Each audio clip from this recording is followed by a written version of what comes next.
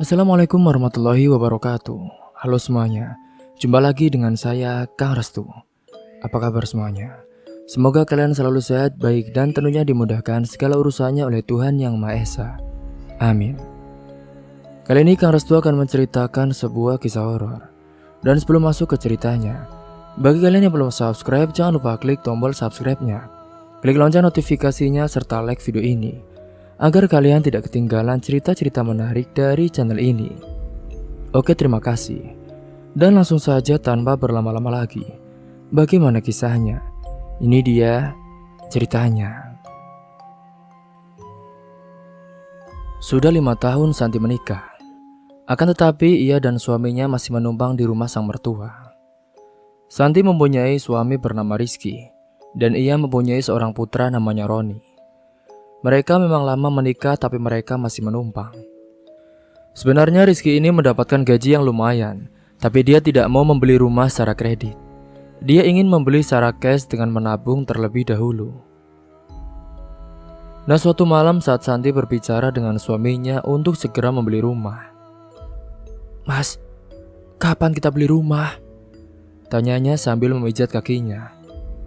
"Nanti, tabungan mas kan belum cukup untuk beli rumah." "Ibu sudah nyindir loh mas, aku bosan dengarnya." "Sudah, kamu dengerin saja. Nanti juga ibu gak akan nyindir lagi," jawab Rizky dengan santai, karena dia yang lebih tahu watak dari ibunya. Hingga singkatnya saat itu pun jam menunjukkan pukul 5:30 pagi. Segeralah Santi bangunkan suaminya pada esok paginya. "Mas, bangun. Ini udah jam 5:30 loh," kata Santi sambil mengguncangkan tangannya. Setelah Santi bangunkan suaminya, ia pun langsung beranjak ke dapur untuk membuatkan makanan pagi atau sarapan. Setelah sarapan, suaminya Santi ini langsung berangkat kerja. Tidak lupa Santi pun mencium punggung tangan suaminya, dan dia pun mencium keningnya Santi. Saat suaminya kerja, seperti biasa Santi melakukan semua pekerjaan rumah, dan dia tidak lupa memandikan anak kesayangannya. Karena Roni ini masih berumur 4 tahun. Kalau tidak dikerjakan, dapatlah sindiran dari mertuanya. Saat semua telah selesai, barulah Santi bisa bersantai dan sambil menjaga anaknya yang sedang bermain. Saat Santi buka handphone dan ia lihat-lihat orang yang mau jual rumah. Ternyata ada orang yang mau jual rumah dengan harga murah, besar dan juga bagus. Ia pun tak sabar ingin memberitahu kabar itu kepada suaminya tentang rumah yang akan dijual itu. Hingga saat itu, singkatnya jam sudah menunjukkan pukul 6:30 sore atau habis maghrib. Suami dari Santi pun sudah pulang. Sampainya dia di rumah, wajahnya pun tampak bahagia. Dia lalu segera menarik tangannya dan meminta Santi untuk ke kamar. "Mas, ada apa? Kok tumben kamu bahagia banget?" "Ini dek, mas dapat rezeki dek. Mas dapat bonus dari kantor," katanya sambil menyodorkan sebuah amplop. "Masya Allah, mas, ini banyak banget loh mas. Ini berapa?" tanya Santi sambil membuka amplop itu. "Ini 150 juta dek." "Alhamdulillah ya Allah. Jadi kita beli rumah mas." "Emangnya ada yang harga segitu dek?" tanya suaminya. "Ya ada mas, coba kamu lihat," kata Santi sambil menunjukkan foto rumahnya. "Wah, ya sudah, kalau gitu besok kita ke sana ya. Besok juga mas libur," jawab suaminya. Hingga pada keesokan harinya mereka pun langsung menuju ke rumah itu. Alamatnya Santi dapat dari postingan di sosial media. Setelah melihat-lihat dan menegosiasi harganya, akhirnya saat itu suaminya Santi pun setuju untuk membeli rumah itu, karena memang jaraknya dekat dengan kantor dan juga letaknya pun sangat strategis. Pada keesokan harinya, suaminya Santi ini mengambil cuti 2 hari untuk mengemas dan juga memindah barang-barang mereka ke rumah barunya. Hingga setelah sampai di rumah itu, ternyata yang punya rumah sudah berdiri menunggu mereka. "Wah, kalian sudah datang. Ini, saya kesini cuma mau memberikan kunci rumah. Dan saya juga membawa saudara saya untuk bantu-bantu Mas dan Mbak. katanya sambil menyodorkan kunci itu. Ya ampun, terima kasih loh mas. Kalau gini kan malah saya jadi ngerepotin. Namun tiba-tiba ada seorang wanita tua berdiri di depan pagar sambil menatap tajam ke arah mereka. Mah, Roni takut mah, ucap anaknya Santi sambil memeluknya dengan erat. Gak apa-apa, kamu jangan takut ya. Saat itu betapa terkejutnya mereka karena wanita tua itu tiba-tiba berteriak dengan kencang. Jangan tempati rumah itu, kalian dalam bahaya. Cepat, pergi dari sini, kata wanita itu sambil menjerit-jerit. Itu apa maksudnya ya pak? Tanya Santi kepada yang punya rumah. Sudah, tak usah dihiraukan mbak. Dia orang stres. Dulu ia pemilik rumahnya, tapi anaknya menjual kepada kami. Rupanya dia tidak ikhlas mbak. Bud, urus dia, kata bapak itu sambil meminta saudaranya untuk mengurus wanita tua itu.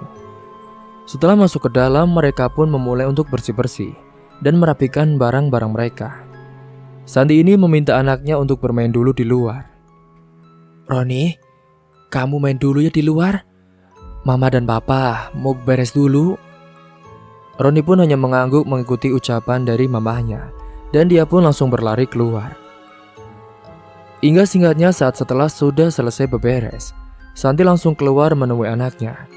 Tapi Santi saat itu melihat ada yang aneh dengan anaknya. Dia bermain sendiri akan tetapi dia berbicara seakan-akan ada yang menemaninya. Santi pun langsung ke dalam memberitahukan kepada suaminya. Mas, coba kamu lihat deh Roni. Dia kok seperti ngomong dengan seseorang ya mas. Padahal dia main sendirian loh. Ah, palingan dia sedang berhalusinasi, seakan-akan ada temannya. Biasa, namanya kan anak-anak. Emang sukanya begitu. Hingga pada malam harinya saat Santi sedang di dapur untuk menyiapkan makan malam, sedangkan suaminya dan Roni sedang berada di ruang tamu. Tiba-tiba ada langkah kaki di belakangnya, tapi Santi tak menoleh sedikit pun. Nah saat makan malam Santi pun bertanya kepada suaminya. Mas tadi ke dapur ya? Tanya Santi dengan pelan. Enggak kok, mas dari tadi cuma di ruang tamu. Apa mungkin Roni mas? Tanya Santi lagi. Enggak juga, Roni sama mas dari tadi enggak kemana-mana. Lah terus, tadi siapa dong mas? Tanya Santi lagi dengan suara lebih pelan. Sudah, makan aja dulu. Mungkin kamu cuma salah dengar, jawab suaminya. Tapi Santi ini yakin ia tidak salah dengar, karena suaranya sangat jelas. Saat Santi cuci piring bekas makan malam, dari balik tirai seperti ada yang menatapnya dengan tajam. Lagi-lagi setelah ia lihat tetapi tidak ada siapa-siapa. Saat Santi mencuci piring, lagi-lagi tiba-tiba piring yang masih di atas meja, tiba-tiba saja dia terjatuh. Santi pun langsung berlari ke depan dan berteriak memanggil suaminya. Mas! Teriaknya sambil berlari. Ada apa sih dek? Dari tadi kok teriak-teriak? Tadi itu mas, adik merasa di dapur ada yang melihat adik mas, kata Santi sambil menarik-narik tangan suaminya.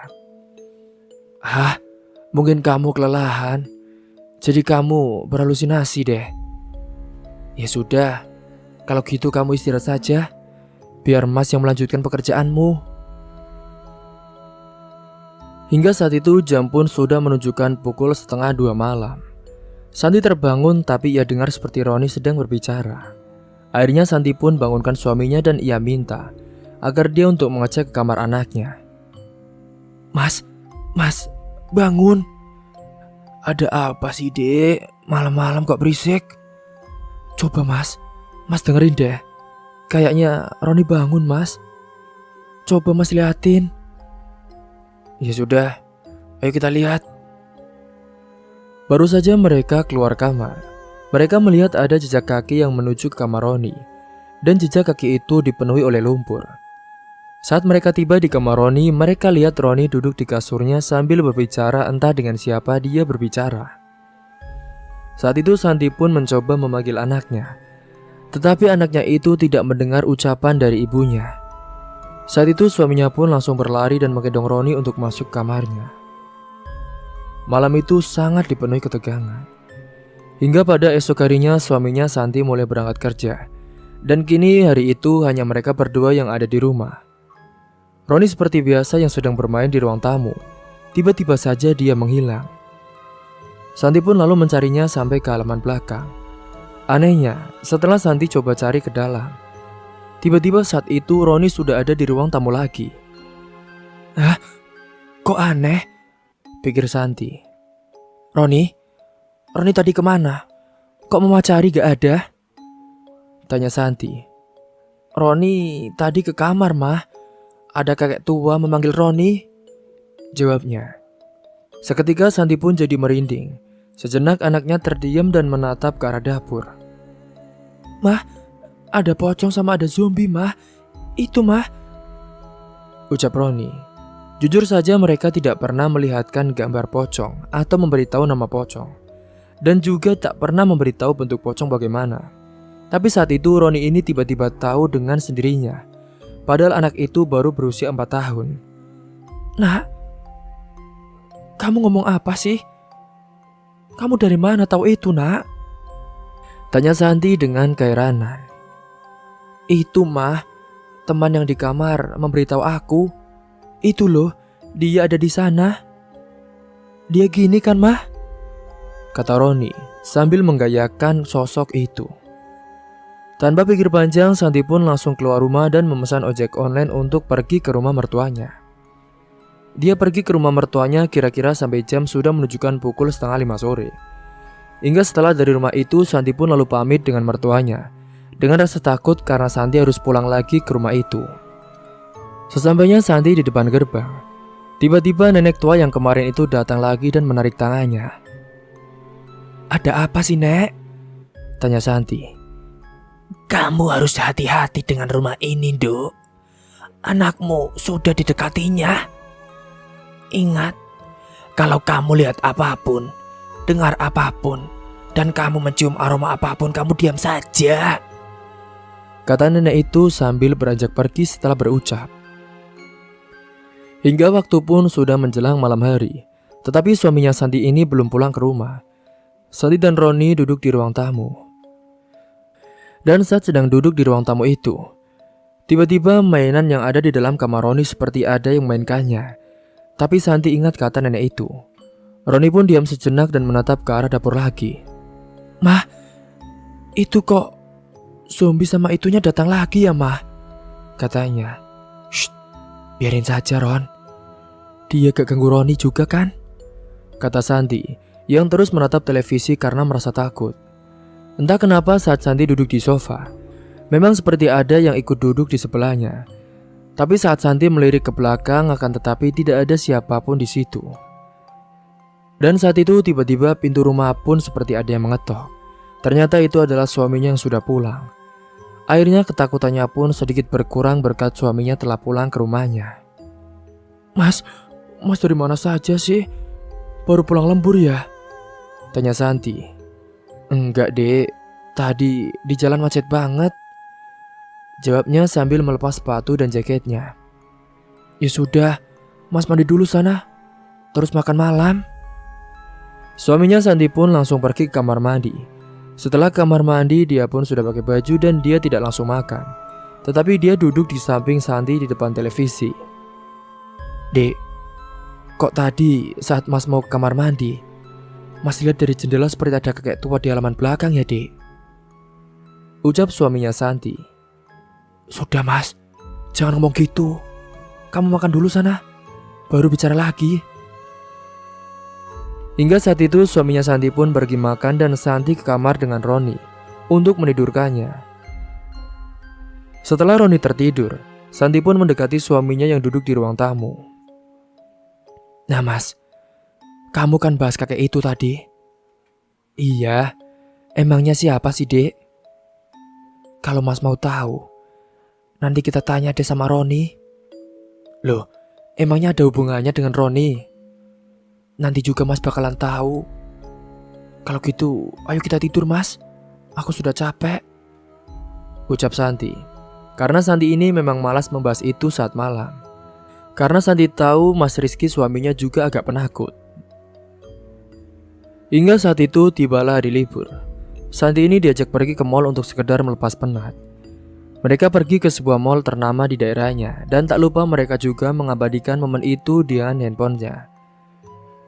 Dan pada malam harinya saat suaminya Santi iseng melihat hasil foto yang di mall tadi, tak berapa lama suaminya Santi ini langsung manggilnya. Dek, coba deh, kamu kesini. Lihat ini. Apa sih mas? Kok kayaknya ngeri gitu? Sini, coba kamu lihat foto ini. Apa ada yang aneh? Gak ada tuh mas, fotonya bagus aja. Lalu dia pun mengambil HP yang ada di tangan Santi dan memperbesar foto tadi. Setelah itu mereka pun terkejut saat Santi melihat seperti ada bayangan hitam anak kecil mengikuti mereka. Santi pun saat itu langsung manggil Roni yang ada di kamar. Roni, sini. Roni tahu nggak apa ini? Roni tahu mah, jawab Roni. Itu siapa Ron? Itu teman Roni mah, yang biasa ada di kamar, jawabnya dengan polos. Terus Roni tahu gak siapa kakek-kakek yang biasa di halaman belakang? Tanya Rizky kepada anaknya. Tahu pak, kakek itu biasanya ada di kamar Roni juga. Setelah bertanya kepada anaknya itu, seketika rumah mereka mendadak hawanya menjadi dingin dan juga tercium aroma kembang melati. Santi juga langsung teringat akan pesan nenek itu dan langsung ia sampaikan kepada suaminya. Saat itu mereka sudah ingin lari tapi aku tarik tangannya. Nah mah, teman Roni sudah datang itu mah, ucap Roni. Katanya sambil berlari ke kamar, dia pun bermain sendiri seperti biasa. Bahkan setiap malam terdapat berbagai gangguan-gangguan yang mengerikan yang menyerang Santi, apalagi ketika suaminya tidak ada di rumah. Hingga tak terasa sudah 3 bulan telah berlalu. Santi menempati rumah yang suasananya kadang tidak bisa ia jelaskan. Saat siang hari, Santi pun duduk di sofa dan seperti biasa, ia ditemani Roni yang sedang bermain. Dikatakan bermain sendiri tapi dia main seperti ada yang menemaninya. Akhirnya saat itu Santi pun sudah beranikan diri. Ia ingin melihat siapa teman anaknya itu meskipun ada rasa takut. Kamu itu siapa? Tolong tampakkan dirimu di cermin, kata Santi sambil menatap cermin. Tiba-tiba saat itu ada sosok seorang anak kecil perempuan cantik. Akan tetapi wajahnya sangat terlihat menakutkan. Kamu mau apa? Ada urusan apa kamu di sini? Tapi dia hanya menunduk dan menangis. Santi pun bingung kenapa dia menangis. Setelah itu suara pelan pun terdengar di telinganya. Tolong, kembalikan kepala saya. Tolong, katanya dengan suara lirih. Aku tidak tahu, sungguh, jawab Santi penuh tekad kepada sosok itu. Setelah itu dia pun langsung menghilang. Dan pada keesokan harinya saat Santi masih berpikir apa yang dimaksud oleh sosok anak itu, lama-kelamaan Santi pun melamun. Tiba-tiba di dapur ada bunyi yang berisik. Santi saat itu langsung berlari ke dapurnya. Betapa terkejutnya dapur sudah dalam keadaan berantakan. Dan tanpa sadar Santi pun mencaci makinya. Seketika langsung suasana dapur berubah. Setelah kemarahan dari Santi, hawanya menjadi panas dan saat Santi ingin berlari, seketika ia menjadi tidak bisa bergerak, seakan-akan ada yang memegang kakinya. Santi ingin memanggil Roni pun percuma, karena dia sedang tertidur. Tolong maafkan saya. Biarkan saya pergi. Saya mohon, kata Santi sambil menangis. Seketika kakinya pun langsung bisa berlari. Santi berlari ke kamar Roni. Saat di kamar, Santi lihat cermin, tiba-tiba muncul anak perempuan itu lagi. Kamu mau apa sebenarnya? Tanya Santi. Tolong temukan kepalaku. Aku terkubur tapi tidak dengan kepalaku. Tapi aku tidak tahu. Sungguh. Tolong carikan, kata anak itu. Seketika setelah berucap itu, anak itu pun hilang di cermin. Santi semakin bingung kemana mencari kepala anak itu. Sore harinya temannya Santi yang bernama Indah, dia tiba-tiba datang ke rumah. Indah, ayo masuk." "Iya," jawabnya, sambil ragu masuk ke dalam rumah. "Duduk dulu yuk. Kamu minum apa, Ndah?" "Ah, gak usah repot-repot. Aku kesini cuma mau tanya." "Tanya? Emangnya mau tanya apa, Ndah? Kamu merasa ada yang aneh gak sama rumah ini?" tanya Indah kepada Santi. "Ada, bahkan setiap hari aku merasakan. Apalagi sekarang anakku punya teman gaib." Setelah berkata seperti itu, sejenak Indah pun berpikir. Entah apa yang telah dipikirkannya, Santi tidak tahu. "Santi, apa kamu tahu? Rumah ini adalah bekas hasil dari pesugihan," kata Indah. "Hah? Pesugihan? Aku gak tahu sumpah." "Iya, anak yang kamu pernah cerita ke aku, yang temani anak kamu itu, ia adalah korban pesugihan. Sebetulnya banyak dan yang anakmu lihat juga banyak. Anakmu temannya gak cuma satu," kata Indah. Santi pun terkejut setengah mati ketika mendengar fakta tentang rumah itu.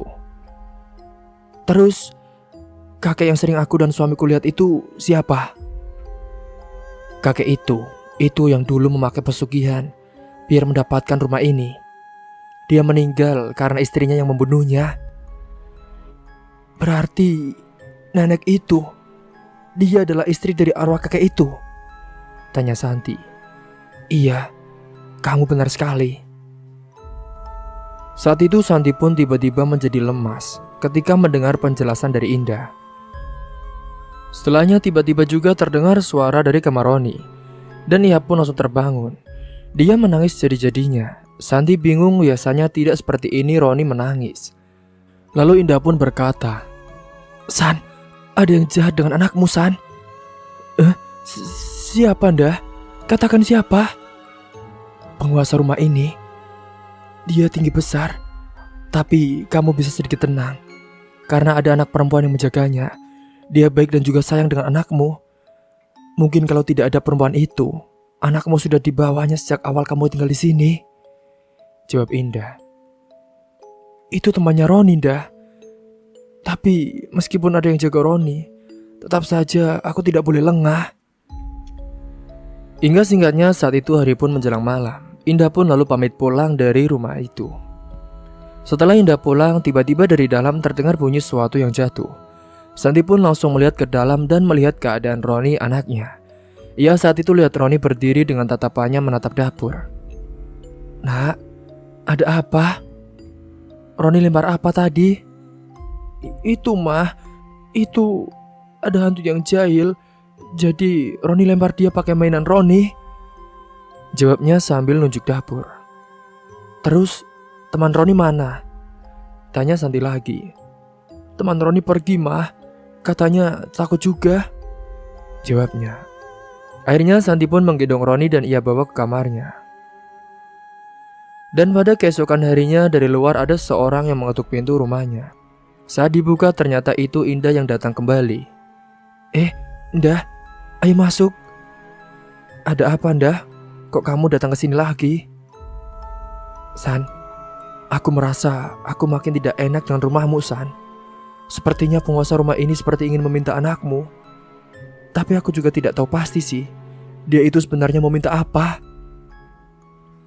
Di tengah pembicaraan mereka, tiba-tiba suara yang sama seperti kemarin muncul lagi di kamar Roni. Dan Roni memang saat itu juga sedang tertidur. Akhirnya Roni kembali bangun dan menangis sejadi-jadinya. Santi dan Indah pun bergegas lari menuju kamar Roni. Tolong bawa anakmu pergi dari sini, San. Dan panggil suamimu untuk pulang. Anakmu titipkan saja dulu," kata Indah. Saat itu Santi pun sambil berlari dan Roni ia titipkan dengan PRT di situ. Kebetulan memang RT di situ mempunyai anak kecil-kecil juga.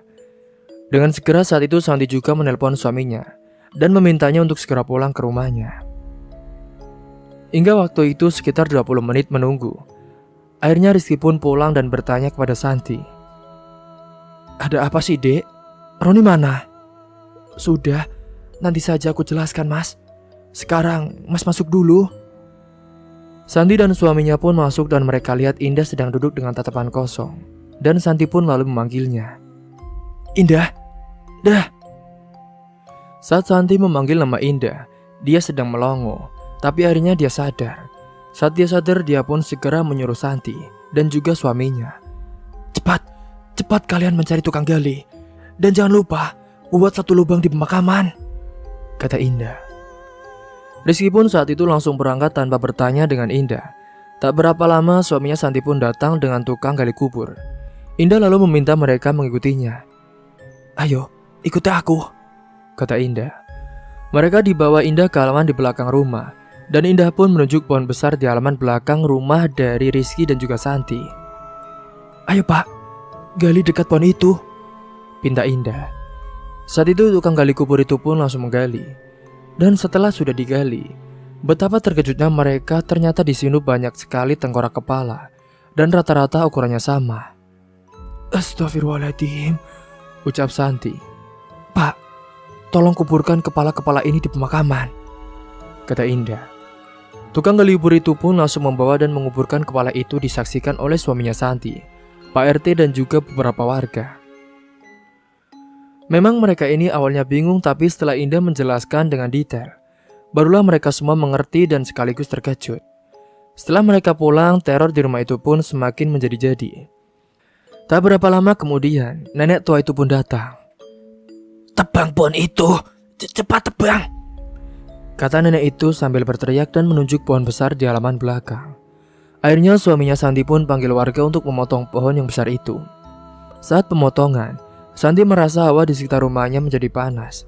Padahal cuaca saat itu mendung akan hujan. Dan sungguh anehnya pohon itu tidak bisa ditebang, meskipun sudah dilakukan berulang kali. Karena melihat keanehan itu, nenek tua itu pun maju. Kalian semua mundur, mundur, ucap nenek itu. Setelah nenek itu menyuruh mereka untuk mundur, mereka semua mundur termasuk Indah. Lalu Santi pun bertanya kepada Indah. Dah, ini sebenarnya ada apa, Dah? Kenapa kita disuruh mundur? Itu ada seorang badan besar.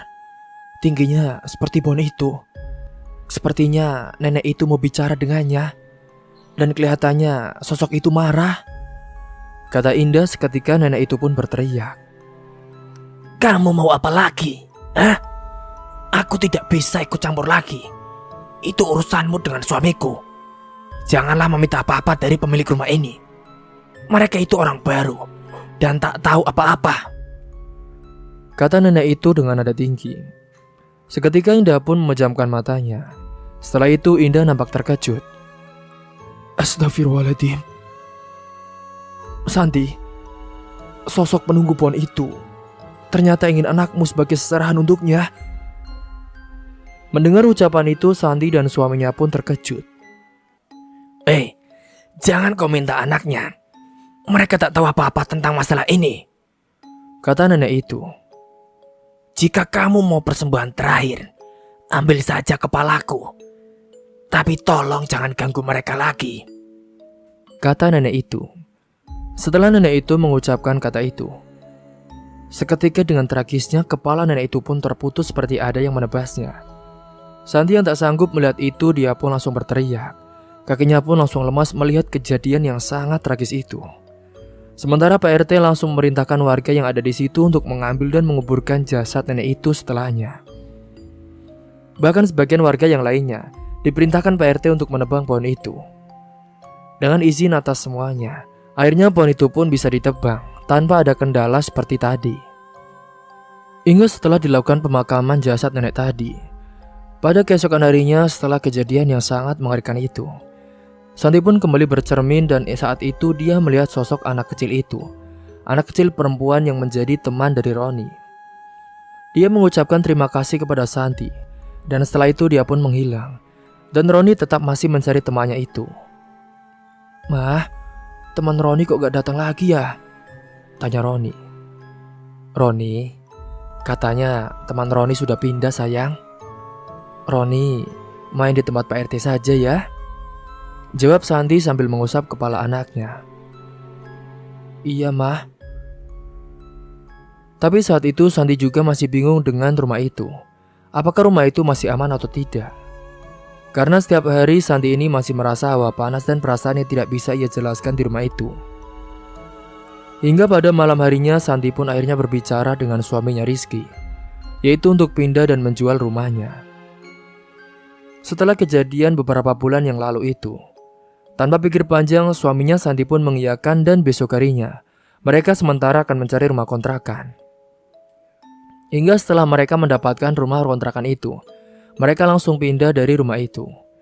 Bahkan sebelum itu mereka juga mampir dulu ke pemakaman nenek dan juga beberapa korban-korban dari anak-anak yang menjadi tumbal pesugihan dari suami nenek itu. Meskipun bukan siapa-siapanya mereka, tapi Santi dan suaminya merasa kasihan karena tidak ada sanak keluarga dari mereka. Setelah mereka ke pemakaman dan ingin menaiki mobil, tiba-tiba saat itu Roni melihat temannya, yaitu sosok anak perempuan yang baik hati itu. Mah, Pah, itu teman Roni dengan ayah dan ibunya, Mah. Dia mendadak ke Roni, Mah. Mereka itu mau kemana ya? Mereka mau pindah, Nak. Sama dengan kita, jawab Santi mencoba menenangkan anaknya. Tak terasa saat itu air mata pun juga menetes. Sementara sang suami Rizky yang melihat kejadian itu, dia pun lalu mengucapkan terima kasih kepada sosok itu. Terima kasih sudah menemani dan menjaga Roni. Meski dia tidak melihat, tapi suaminya Santi langsung merasa ada yang memegang tangannya sebentar, seperti genggaman dari anak kecil. Barulah setelah itu mereka menaiki mobil dan langsung menuju ke rumah barunya. Dan setelah beberapa bulan dia pindah ke rumah itu, ternyata teror tidak selesai sampai di situ. Saat mereka pindah pun teror masih berlanjut. Sepertinya memang penguasa rumah itu sangat menginginkan Roni. Hingga setiap malam Roni ini selalu menangis dan saat subuh baru berhenti dan dia pun bisa tertidur. Hingga 1 bulan lamanya setiap malam Roni tidak bisa tidur karena malamnya terus diganggu. Santi pun bingung harus bagaimana mengakhiri itu semua. Sempat ada tetangga yang menyarankan Santi kalau saat Roni nangis, bacakan saja ayat-ayat yang ada di Al-Quran. Hingga Santi pun pernah menuruti saran itu, tapi malah menurutnya semakin memburuk. Mungkin dengan membacakan ayat Al-Quran, Santi malah membuat sosok itu menjadi marah. Hingga singkatnya semakin hari keadaan Roni semakin memburuk. Roni sekarang sakit hanya bisa berbaring karena badannya semakin lemah. Tidak ada makanan atau minuman yang masuk ke dalam tubuhnya. Dia menjadi hilang nafsu makannya atas gangguan-gangguan mengerikan dari sosok itu. Roni pun hanya bisa menangis di tempat tidur. Santi dan suaminya pun hanya menangis melihat keadaan anaknya semakin memburuk. Saat malam tiba, Santi ini lihat malam itu Roni sudah tertidur dengan pulas. Tidak seperti malam-malam sebelumnya. Santi dan suaminya pun saat itu akhirnya bisa tertidur juga. Tapi saat menjelang subuh, tiba-tiba telepon dari Indah. Halo San, kata Indah. Suara itu kedengaran seperti sehabis menangis. Iya Indah, ada apa? Kok kamu sepertinya habis menangis? Tanyanya. Dia lalu bercerita lewat telepon bahwa Indah ini melihat Roni sudah dibawa dan dia ingin Santi melihat keadaan Roni sekarang. Tanpa berpikir panjang, Santi pun langsung membangunkan suaminya. Mas, bangun mas. Ayo kita lihat Roni. Emangnya kenapa dengan anak kita? Ini mas, aku dapat telepon dari Indah. Ayo mas. Lantas setelah itu mereka berdua pun langsung ke kamar Roni. Setelah dilihat, betapa terkejutnya mereka, Roni sudah pucat pasi. Wajah Roni sudah tampak mengerikan. Dan saat dicek, ternyata Roni sudah meninggal dunia. Melihat anaknya telah meninggal dunia, Santi pun menangis kejer. Dia tidak tahan. Kenapa kejadian itu begitu mengerikan dan harus terjadi kepada keluarganya. Hingga saat itu Rizky pun hanya bisa menenangkan istrinya yang sudah menangis atas kehilangan anak satu-satunya. Dek, sudah ikhlaskan. Roni sudah tidak ada, kata suaminya saat Santi sambil meneteskan air mata. Tapi saat itu seketika tangis Santi pecah. Rasa tidak ikhlas melepaskan Roni anak satu-satunya. Tapi Santi saat itu harus benar-benar ikhlas demi ketenangannya. Dan pada keesokan harinya saat Roni sudah dimakamkan, Indah pun saat itu juga ikut bertakziah kepadanya. Dan saat itu mertua dari Santi pun juga ikut bertakziah. Dia malah menyalahkan Santi karena dulu dia yang sangat ngotot ingin beli rumah baru. Hingga sekarang akibatnya cucu satu-satunya pun meninggal dengan cara yang tragis. Dan setelah kepergian dari Roni, ternyata teror-teror yang ada di rumah mereka pun telah menghilang. Mungkin memang penghuni rumah itu sangat ingin sekali mengambil Roni dari mereka. Tapi Santi juga tidak bisa menyalahkan itu sepenuhnya. Mungkin ini juga memang sudah takdirnya dari Roni. Bahkan kini Santi dan Rizky pun sudah tidak mengontrak lagi. Mereka berdua memutuskan untuk kembali tinggal bersama mertuanya, yaitu di rumah dari Ibu Rizky. Semoga kita semua bisa mengambil hikmah dan pelajaran dari kisah ini. Mungkin itu saja yang dapat saya sampaikan. Kurang lebihnya mohon maaf apabila ada salah kata ataupun ucapan yang kurang berkenan bagi kalian semua. Sampai jumpa di cerita selanjutnya. Akhir kata, wassalamualaikum warahmatullahi wabarakatuh.